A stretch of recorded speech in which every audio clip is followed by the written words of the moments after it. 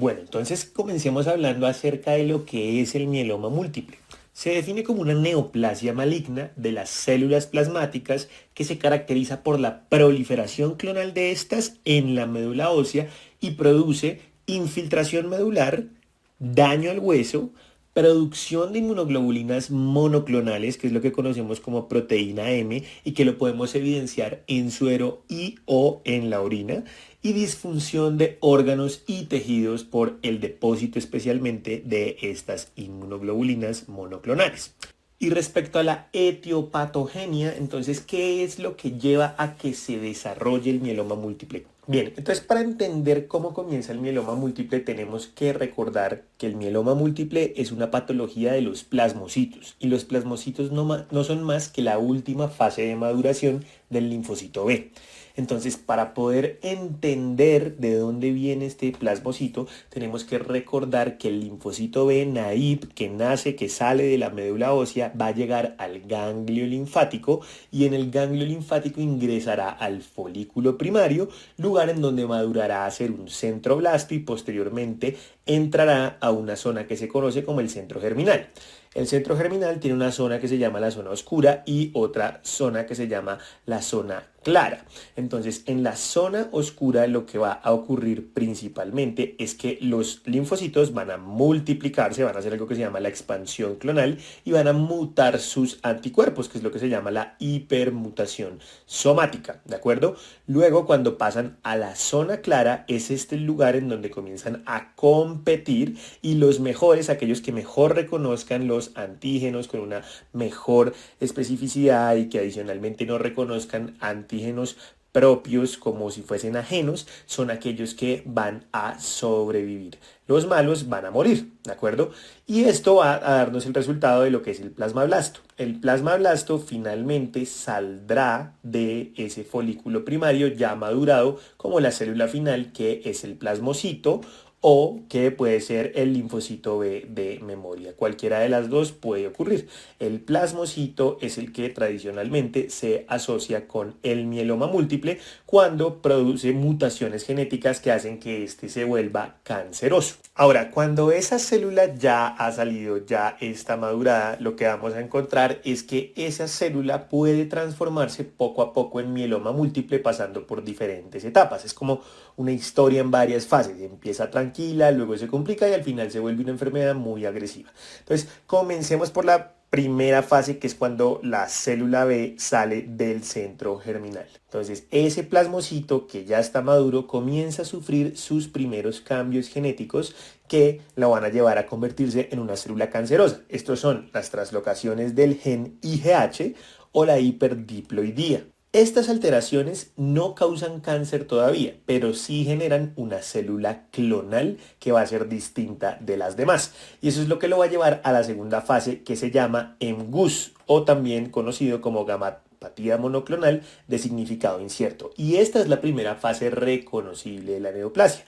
Se desconoce cuál es el factor que desencadena el MGUS, pero pareciera que se desarrolla como el resultado de anomalías citogenéticas que son producto de una respuesta normal de los plasmocitos a la estimulación antigénica.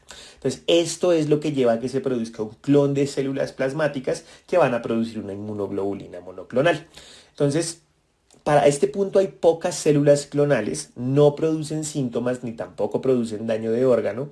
Y los factores de riesgo que se han visto asociados para que se desarrolle este MGUS son la predisposición genética, la edad avanzada, la inmunosupresión y la exposición ambiental, particularmente a radiación, benceno, herbicidas e insecticidas.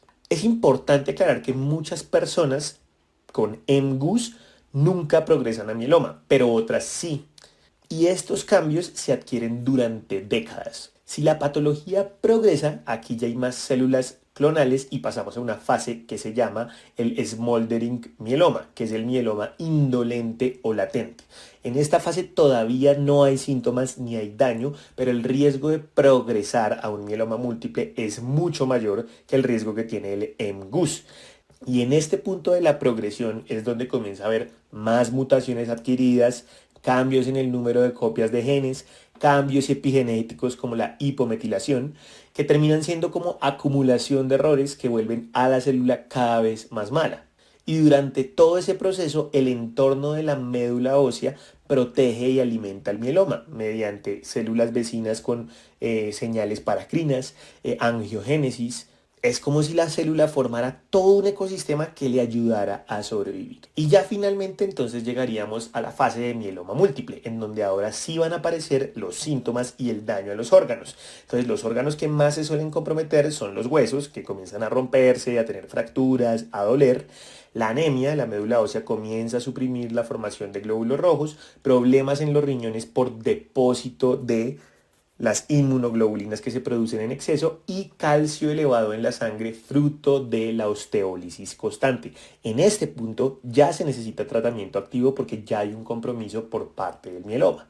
Y existe una fase más avanzada y es la forma más agresiva de la enfermedad que se llama la leucemia de células plasmáticas. Es la forma más agresiva y es cuando las células del mieloma escapan a la sangre periférica, es decir, son liberadas a la sangre y es en este punto donde más difícil es de controlar y donde peor pronóstico hay. Pero entonces, ¿cuáles son esos eventos canónicos que hacen que ese plasmocito inicialmente mute y llegue a ser una gamapatía monoclonal de significado incierto? Realmente hay dos caminos principales por los que esto puede ocurrir. Uno es por las translocaciones primarias de IGH, que afectan más o menos la mitad de los casos, o por hiperdiploidía, que terminan siendo la otra mitad. Ambos son errores genéticos que ocurren de forma temprana y que hacen que una célula plasmática empiece a comportarse diferente. Entonces, esta tabla lo que nos muestra es cuáles son los cambios genéticos más comunes que aparecen en la gamapatía monoclonal de significado incierto y que va a ser la etapa inicial y silenciosa antes del mieloma múltiple. Entonces, comencemos por las translocaciones de IGH. ¿Qué es lo que sucede? En el cromosoma, en el brazo largo del cromosoma 14, vamos a tener a ese gen IGH, que siempre está muy activo porque fabrica anticuerpos. Y pueden ocurrir translocaciones en las cuales un oncogen quede pegado junto al IGH. Entonces termina funcionando como si fuese un interruptor de luz siempre encendido que queda conectado a un motor peligroso que es el oncogen. Ese oncogen todo el tiempo me está activando al IGH. Entonces, ¿cuáles son esas posibles translocaciones que pueden llevar a que el IGH quede siempre activo? La translocación 11-14 que disregula al gen CCND1, que codifica una ciclina que acelera el ciclo celular. La translocación 4-14, que disregula los genes FGFR3 y MMZ. La translocación 14-16, que disregula al gen CMAF, que favorece la supervivencia, la adhesión y la migración. La translocación 6-14, que disregula el gen CCND3, que también codifica una ciclina diferente a la de 1, pero que ejerce el mismo efecto. Y la translocación 14-20, que muta el gen MAFB, que también promueve proliferación. Estos genes en general, al estar hiperactivados, producen proteínas que son factores de transcripción, receptores de crecimiento, motores del ciclo celular. Y aproximadamente el 50% de pacientes con MGUS tienen estas translocaciones. Cuando ya pasan a la fase de mieloma múltiple son muchos más, casi el 75%. Y el resto de pacientes suele tener mutaciones como las hiperdiploidías. Entonces, en las hiperdiploidías, en lugar de haber translocaciones, lo que ocurre es que las células ganan cromosomas extra, sobre todo en cromosomas impares, el 3, el 5, el 7, el 9, el 11, el 15, el 19. Y al tener más copias de ciertos genes, pues la célula va a producir proteínas de más que van a favorecer el crecimiento y la división. Hay un pequeño porcentaje de pacientes en los que no se sabe realmente qué es lo que ocurre para que los lleve a MGUS porque no tienen ni hiperdiploidías ni tienen translocaciones. Aún en estos casos no sabemos cuál es la causa genética. Ahora, cuando estas mutaciones genéticas comienzan a acumularse es cuando el paciente progresa de MGUS a mieloma múltiple. Y en esta imagen lo que podemos ver es qué genes y rutas de señalización se dañan o se activan de más en el mieloma múltiple. Entonces, la primera que quiero que veamos es la del NF-kappa beta. Esta vía es como un botón de alarma que prende genes para crecer y resistir la muerte. Normalmente debería apagarse, pero en el mieloma múltiple se daña el sistema de apagado con la mutación de genes como CYLD o TRAF3. Cuando esos genes mutan, la célula se mantiene encendida inflamada y proliferando. Luego tenemos la vía del MAP quinasa. Entonces esto empieza en un receptor llamado FGFR3 que se conecta con genes como KRAS, NRAS y BRAF. Cuando estos mutan, esto favorece la proliferación celular. En esta tercera parte de la imagen, IRF4 es un gen que mantiene activo al plasmocito y este activa el MYC, que es como un turbo, aumenta la producción de proteínas, producción de energía y producción de ADN. Si estos están hiperactivos por mutaciones, la célula se vuelve una fábrica que produce todo el tiempo inmunoglobulinas y que crece sin control. En esta cuarta parte de la imagen, el ciclo celular. Entonces recordemos que hay unas mutaciones que afectan las ciclinas. Cuando las ciclinas están sobreactivadas y los genes supresores de tumores como TP53 o como el RB1 se pierden, esto va a hacer que la célula se divida sin control. Y por último, la epigenética y el control del RNA. Genes como NSD2 cambian la forma en la que se empaqueta el ADN, porque empaquetar el ADN sirve para encender o apagar genes al azar. Si esto se muta, podría hacer que se enciendan genes que no deberían estar transcribiéndose.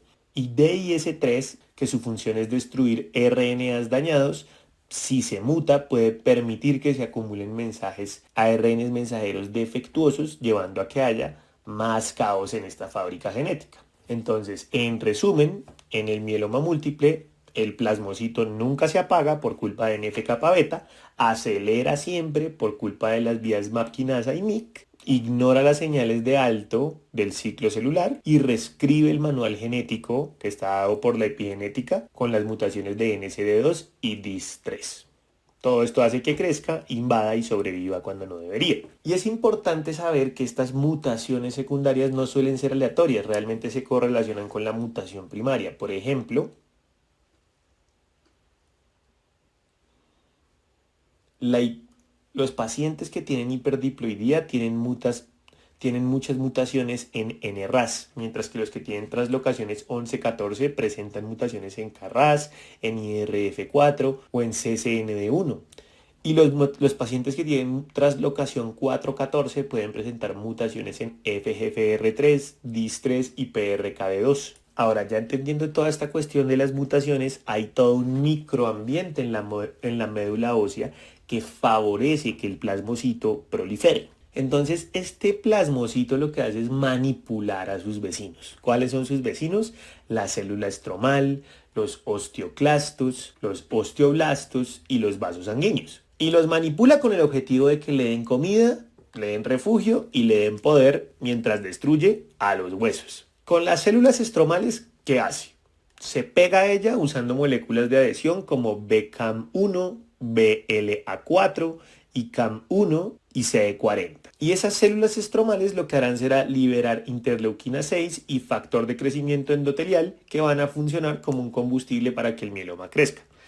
Entonces, el resultado de ello es que el tumor está protegido y con abundante alimento. Con los osteoclastos, ¿qué sucede? Entonces, la célula neoplásica liberará señales como RANG ligando, como interleuquina 6 y como MIP1 alfa, que lo que hacen es activar a los osteoclastos y hacen que destruya más hueso. Entonces, es lo que hace que aparezcan las lesiones líticas, el hueso roto y el dolor. Con los osteoblastos, ¿qué hace? La célula neoplásica lo que hace es bloquear a los osteoblastos, produce DKK1 y otras señales que van a impedir que se diferencien y que construyan hueso nuevo. Entonces el resultado es que el hueso no se repara, queda frágil y queda debilitado. Y con los vasos sanguíneos lo que va a hacer es estimular la producción de nuevos vasos que lleven más nutrientes al tumor. Y esto lo logra a partir de la producción de factor de crecimiento endotelial y factor de crecimiento asociado a la insulina. Además, algunas mutaciones, especialmente las translocaciones 4-14, 6-14, 14-16 o la amplificación del brazo largo del cromosoma 1, hacen que el mieloma produzca receptores o señales que lo hagan crecer aún sin ayuda externa. Entonces todo esto crea un círculo vicioso en donde el tumor crece más, el hueso se destruye y el entorno se adapta para favorecer al cáncer.